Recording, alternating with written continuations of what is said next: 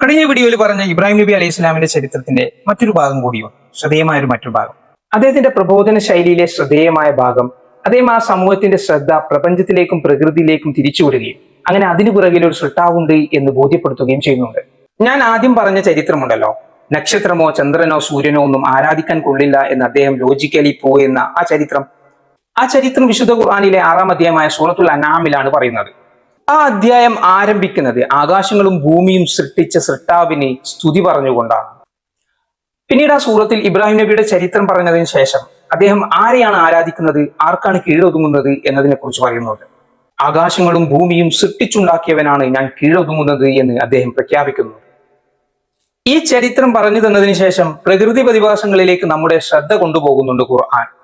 വിത്തുകളെ മുളപ്പിക്കുന്നതും ജനന മരണമടക്കമുള്ള പ്രകൃതി പ്രതിഭാസങ്ങളും പ്രപഞ്ചത്തിൽ സൃഷ്ടിച്ചു വെച്ച പ്രതിഭാസങ്ങളെക്കുറിച്ചും ആലോചിക്കണം എന്ന് കൽപ്പിക്കുന്നുണ്ട്. മുൻമാതൃകയില്ലാതെ ആകാശങ്ങളെയും ഭൂമിയെയും പടച്ച എല്ലാം സൃഷ്ടിച്ചു പരിപാലിക്കുന്ന ഏകദൈവത്തെ തിരിച്ചറിയാനും അവന് കീഴൊതുങ്ങാനും കൽപ്പിക്കുന്നുണ്ട്. സൃഷ്ടിപ്പിലെ അത്ഭുതങ്ങളെ കുറിച്ച് പഠിച്ച് അതിനു പിറകിലുള്ള സൃഷ്ടാവിനെ തിരിച്ചറിയാൻ നമുക്ക് സാധിക്കണം. പുറത്തെ കാഴ്ചകളിൽ നിന്ന് ഉൾക്കാഴ്ചയുള്ളവരായി മാറാനും സാധിക്കണം. قد جاءكم بصائر من ربكم فمن أبصر فلنفسه ومن عمي فعليها وما أنا عليكم بحفيظ.